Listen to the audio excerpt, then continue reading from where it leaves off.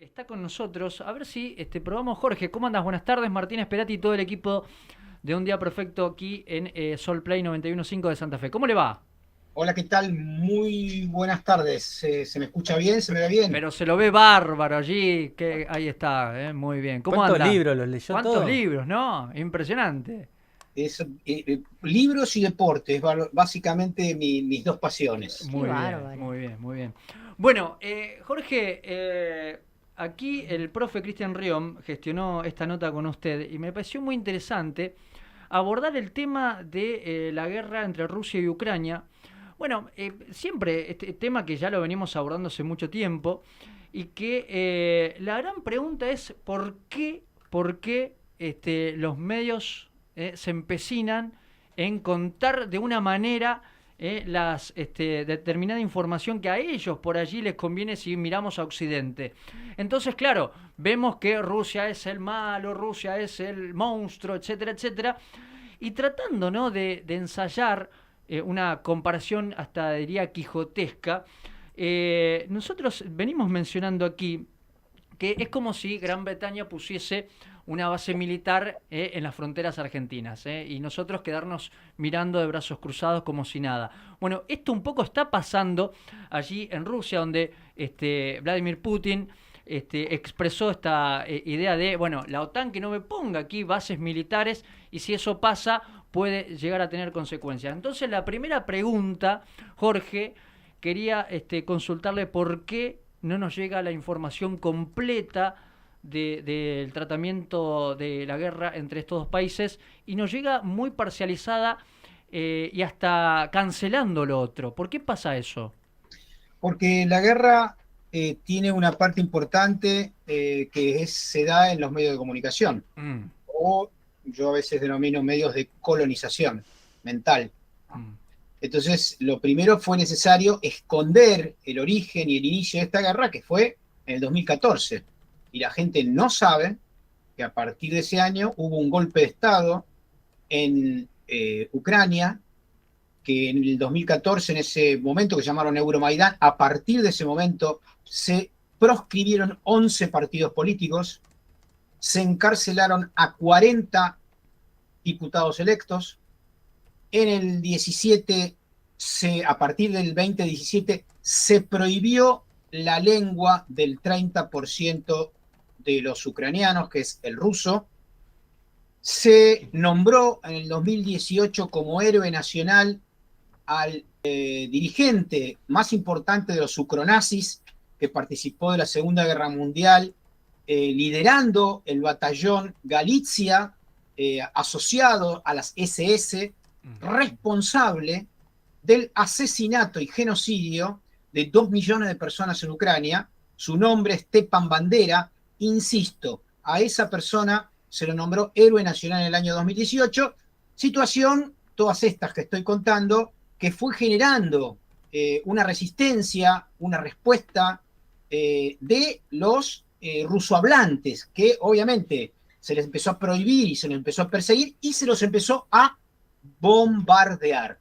Entre el 2014 y el 2021 mataron a 15.000 rusohablantes, no como, digamos, en una lógica represiva como la Argentina, que los grupos de tarea iban y entraban a las casas y llevaban a la gente. No, no, con bombardeos de larga distancia, entre ellos 200 niños, que hoy tienen una plaza donde están sus fotos en Lugansk, uno de los territorios que ha decidido formar parte de Nova Rusia, que se anexó a la federación un mes atrás. Entonces digo, primero, no llega la información porque los grandes medios de la Argentina concentrados son tributarios de la lógica neocolonial de Estados Unidos y trabajan para sus intereses, es decir, para la Embajada de Estados Unidos, para las transnacionales y sobre todo en contra de los intereses de América Latina. Bueno, de la misma manera que trabajan en contra de los intereses del desarrollo, de la integración, de la independencia y la soberanía, también trabajan en contra de los intereses de un país soberano como Rusia o de otro país soberano como China. Ellos lo que quieren, lo han hecho durante muchos años, es controlar a nivel geopolítico y geoeconómico las condiciones de producción de la realidad y lo hacen a través de los medios. Profe. ¿Cómo estás? Jorge, Cristian te saluda, Cristian Riom. Hola. Te quería consultar lo siguiente. Mañana tenemos elecciones en Estados Unidos.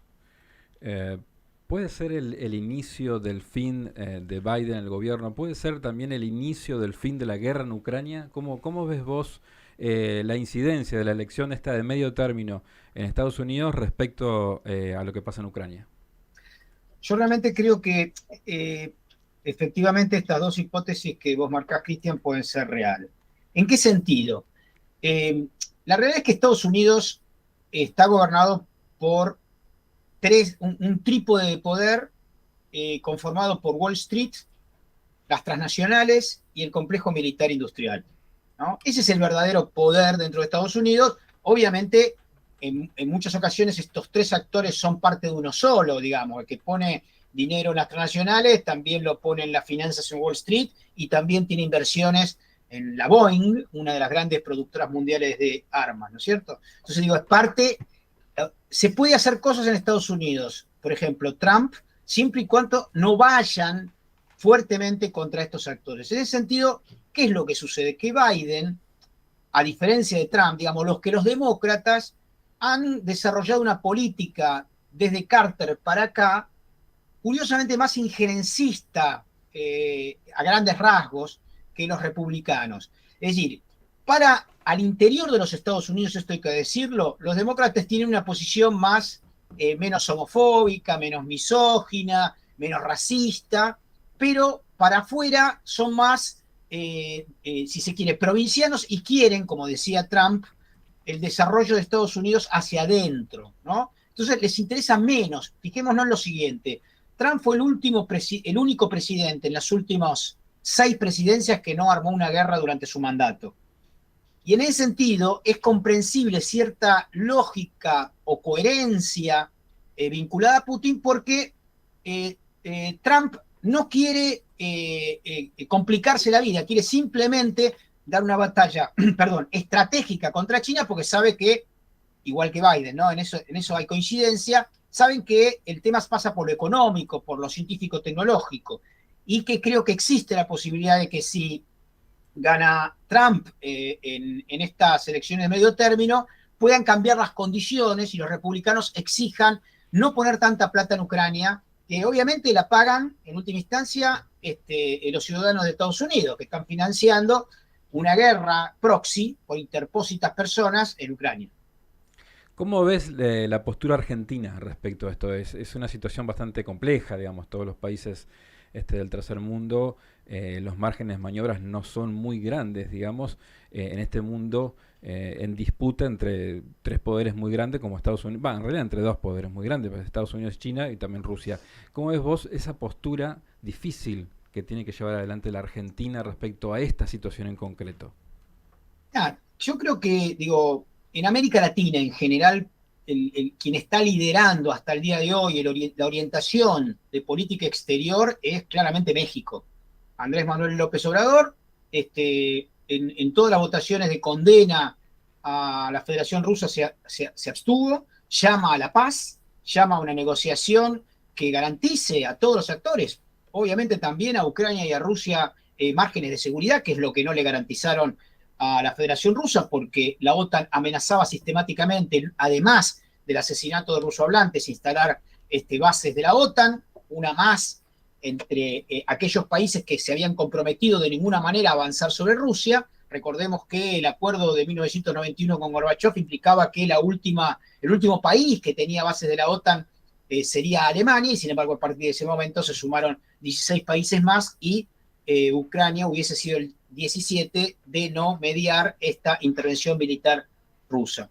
Yo creo que la posición, obviamente, de América Latina tiene que ser un llamado a la paz, pero es una paz que no puede basarse en las reglas impuestas por la lógica occidental, liderada por Washington y el Pentágono. Lo que pretende históricamente Estados Unidos, que creyó que el neoliberalismo, el consenso de Washington, el fin de la Unión Soviética suponía la responsabilidad única por parte del Departamento de Estado de guiar los destinos de la humanidad. Bueno, ha emergido fuertemente en forma económica China, por un lado, y Rusia, que se ha reconvertido y sobre todo ha revalorizado su identidad nacional y su soberanía, ha puesto un límite a esta brutalidad, a esta, si se quiere, intervencionismo permanente de Estados Unidos, y ahora estamos viendo la transición a un nuevo mundo. Y en ese sentido, América Latina, yo creo que, sobre todo el caso mexicano, y en algunos aspectos,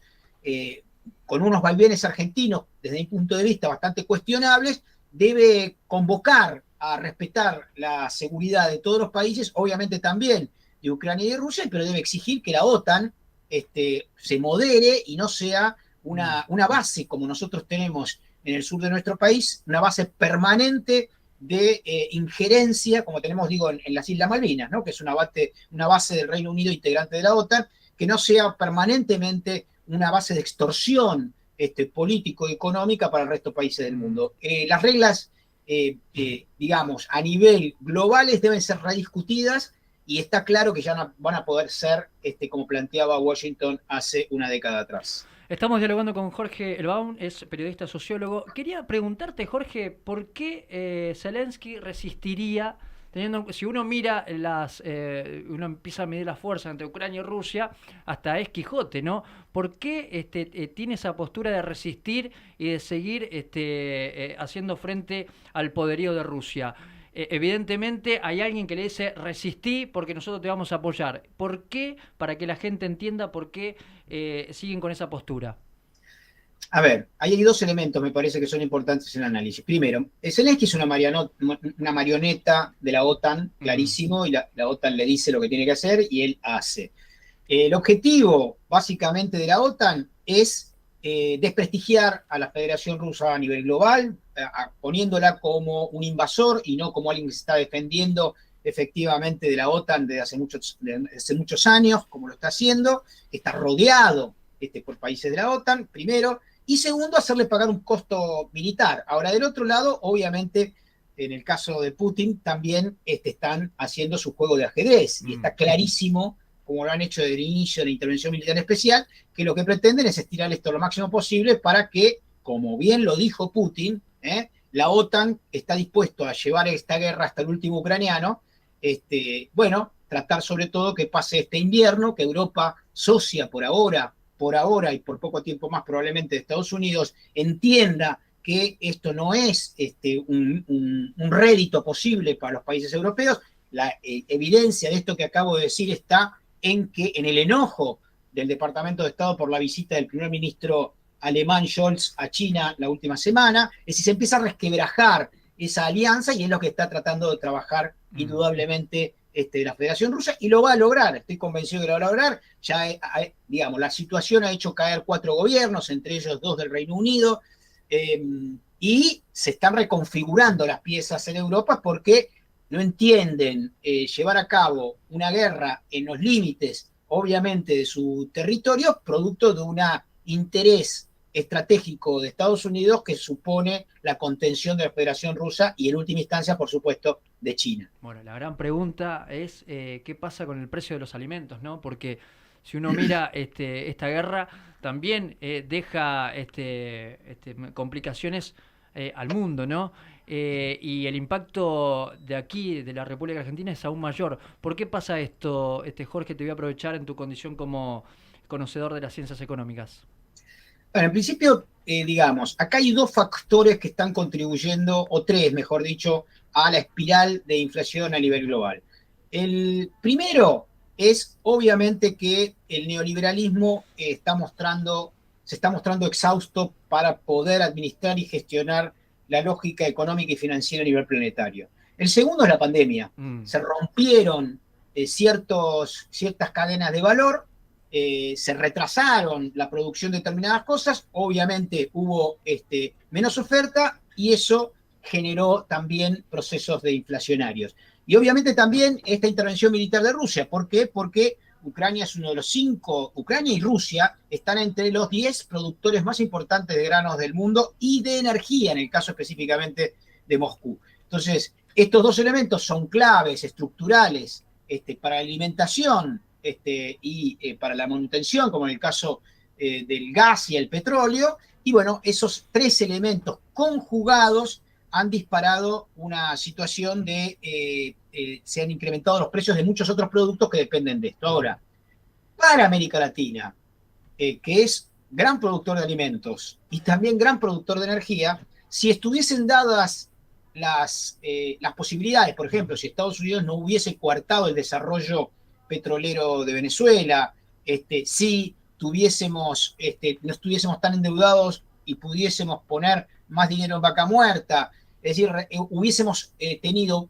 fortalezas en respecto a esta situación que lamentablemente no podemos aprovechar del todo. Nosotros al día de hoy tendríamos que ser superavitarios en energía, lo somos en granos, y el mecanismo de organización, obviamente transnacional y monopolizado o oligopolizado de los granos en nuestro país, hace que eso no pueda ser aprovechado como corresponde. América Latina, sobre todo, digo Brasil, Argentina, nuestras posibilidades de desarrollo energético con Bolivia, con el litio también con Chile y Bolivia, etcétera, hubiésemos tenido una mejor situación. Lamentablemente, Estados Unidos lo que ha logrado, lo que ha buscado sistemáticamente es que no haya integración regional, que Argentina y América Latina no se desarrollen para no volverse un competidor y para no liberarse de esos esquemas políticos que nuestro país obviamente tiene representantes en el macrismo, en Juntos por el Cambio, que trabajan para la lógica de las transnacionales más que para la soberanía nacional. ¿Profe? Respecto a América Latina, y concretamente pensando en lo que pasó en Brasil con el triunfo de Lula, ¿vos creés que la explicación de este corrimiento a la izquierda o a la centroizquierda, digamos, en casi toda América Latina, responde al agotamiento del neoliberalismo o a este efecto péndulo, ¿no? Que la gente va eligiendo a las oposiciones generalmente porque los ejecutivos no dan respuestas a lo que la gente quiere? ¿Cómo lo ves vos a esa situación que estamos viviendo hoy en América Latina? Yo creo que es una combinación de ambas, pero en los lugares como en Bolivia, que el oficialismo del MAS fue mucho más consecuente con las mayorías populares, ha sido premiado con un segundo mandato, incluso después de la persecución, el golpe de Estado, las masacres, etcétera. Es decir, existe la posibilidad, creo yo, si los oficialismos populares, vinculados a la izquierda, a la centroizquierda, al progresismo, no importa el mote, son consecuentes con sus proyectos, es muy fácil, benefician a las grandes mayorías. Ahora, cuando, como en el caso de Dilma, ganan con un proyecto progresista y en realidad no lo concluyen o no lo llevan a cabo, se ven mucho más debilitados para poder soportar las ofensivas de las derechas concentradas, sobre todo de la Embajada de Estados Unidos. Es decir, en este momento, por primera vez en un siglo, los tres grandes países de América Latina, México, Brasil y Argentina, en enero van a estar alineados en una posición, digámoslo, soberanista, que ya es de un nivel de rebeldía enorme frente a los dictados de Washington, ¿no? Y existe una posibilidad mayor para ir desarrollando programas, proyectos de integración en distintas áreas que generen cierta autonomía respecto al gran problema que tiene América Latina. El problema que tiene América Latina, como lo dijo Bolívar, es Estados Unidos.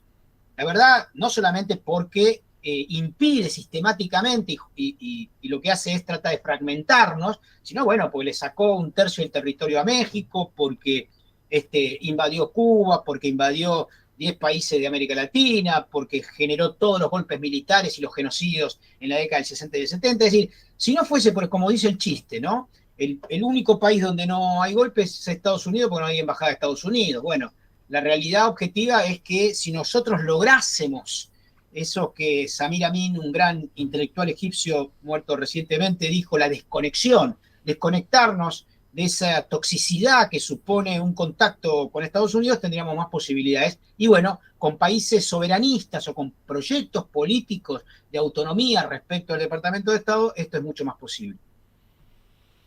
Bueno, preguntarle, Jorge, ¿qué implica para la República Argentina la victoria de Lula da Silva? Bueno, es clave tu pregunta porque el día que ganó Lula, una de las primeras cosas que hizo como un mensaje claro y subliminal es ponerse un gorro con la sigla de Cristina Fernández de Kirchner, y una semana y media después de ese signo, Cristina sale a la cancha advirtiendo la posibilidad de su candidatura claramente en la UOM, aquí en el conurbano. Es decir, digamos, es lógico que pensémoslo al revés.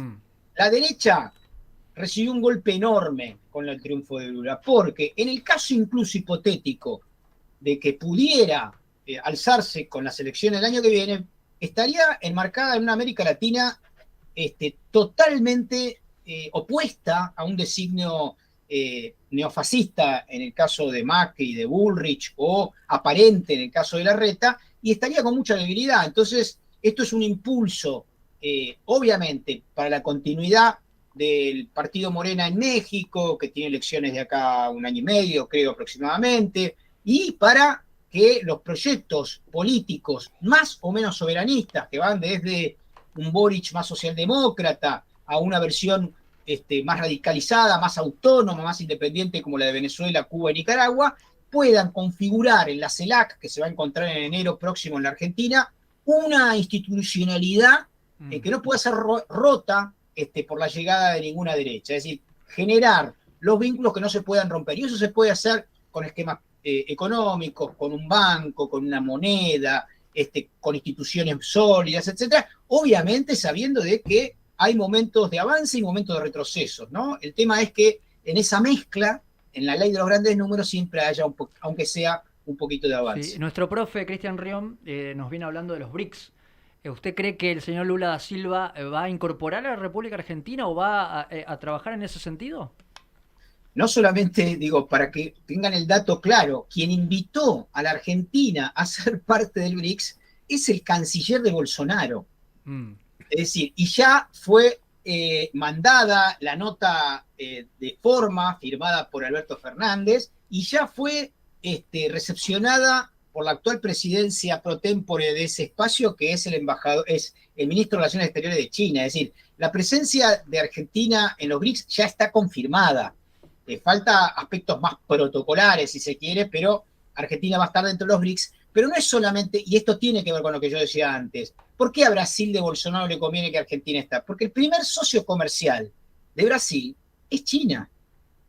Claro. El primer socio comercial de Argentina es Brasil. El segundo socio comercial de Argentina es China. Es decir, los lazos económicos, comerciales, tecnológicos, científicos, desplegados por China en las últimas 3 décadas hacen que sea muy difícil sacarlo, como pretende Estados Unidos, de la articulación. E incluso a países que son de derecha, claramente, en el lapso que estuvo Bolsonaro, no pueden romper. Yo me acuerdo de una anécdota muy interesante y casi patética de la segunda vuelta en las elecciones de Chile.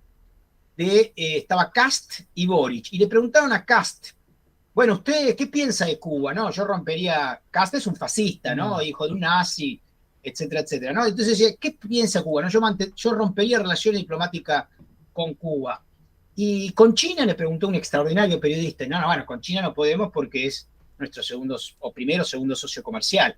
Bueno, está clarísimo que hay billetera mata galán, decimos en los porteños, ¿no?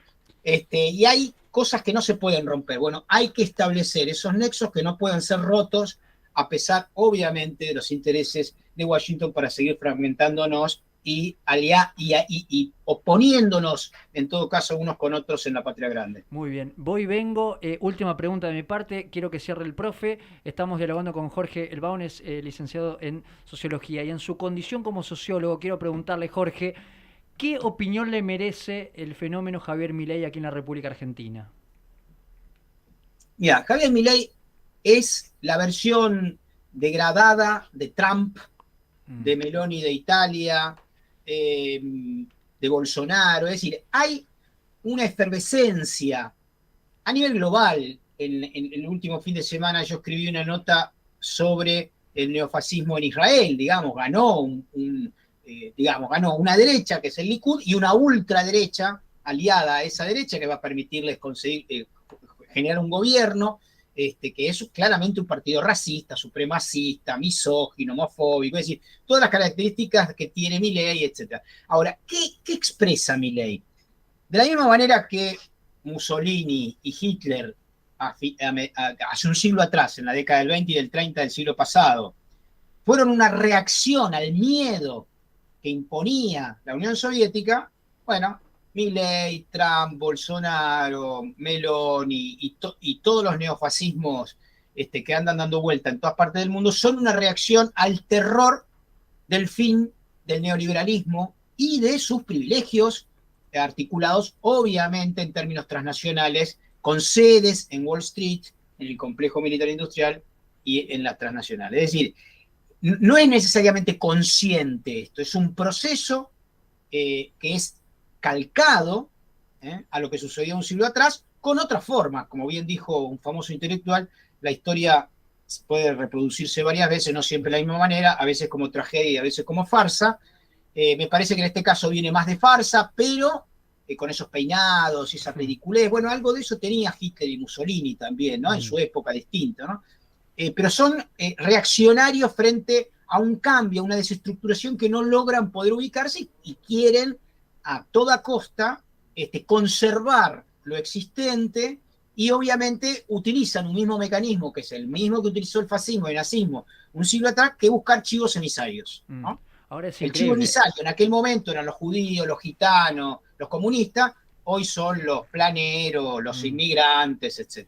Pensaba, ahora sí, profe, te dejo la última, en esto de que postula Javier Milei, ¿no? Esta idea de la casta, sin embargo, utiliza el método de la política y está dentro de ella. Y también quería conectarlo en esta idea de qué es casta, casta empresarial, porque también está la casta empresarial en todo esto, ¿no? Esta idea de alguien que soborna, alguien que quiere ganar esa licitación. Digo, pero no se habla mucho de eso, ¿no? De la casta empresarial que impera en la República Argentina. Muy interesante lo que plantea Jorge. Profe, ciérrelo con Jorge Elbaum, es licenciado en Sociología y tuvo la gentileza de atendernos. No, simplemente agradecerle a Jorge porque fue muy claro los conceptos. Me parece muy bueno que la gente lo escuche. Y la última pregunta como para cerrar es ¿cuál a futuro, de cara a futuro, tanto para América Latina como para el mundo, cuáles son algunas de las herramientas para poder salir ilesos de todo esto, ¿no? Puede ser la integración regional, por ejemplo, y qué más cosas. ¿Qué nos podés decir sobre eso? Sobre cuáles son aquellas cuestiones de las cuales nos podemos agarrar los países, fundamentalmente los más débiles, como para poder salir ilesos de este mundo.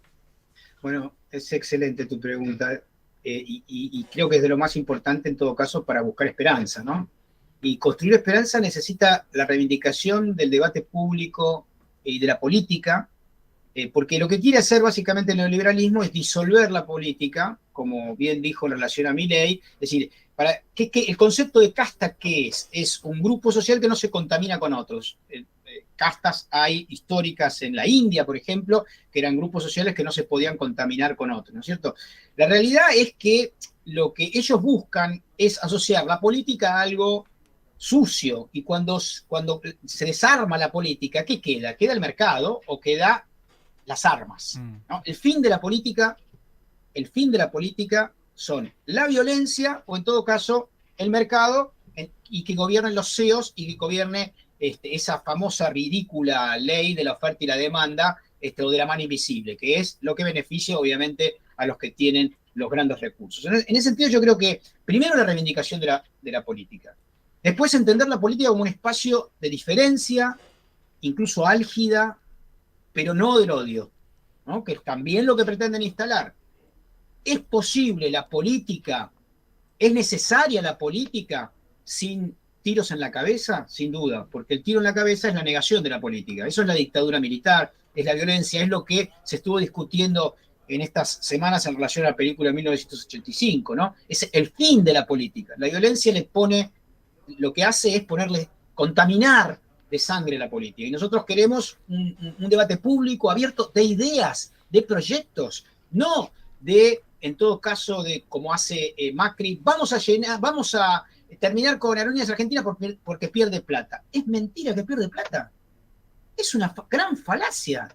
Lo dijo hace muy pocos tiempos mostrando los números el secretario del sindicato de aeronavegantes. Es decir, no se puede discutir con el cinismo. Si yo digo algo, digo, bueno, estas son las evidencias que tengo, digo, pero no se puede negar la realidad porque eso es, obviamente, una versión degradada y además equívoca de los sofistas. Es decir, tenemos que aprender a discutir, hay diferencias, hay que reivindicar esas diferencias, tenemos proyectos distintos de país, valoramos distintas cosas, podemos en todo caso incluso tener discusiones álgidas, pero no podemos invitar, como invitó la derecha de nuestro país, a quemar barbijos, a no vacunarse, a perseguir al kirchnerismo, etc. El lawfare, es decir, la criminalización de la política, es la guerra.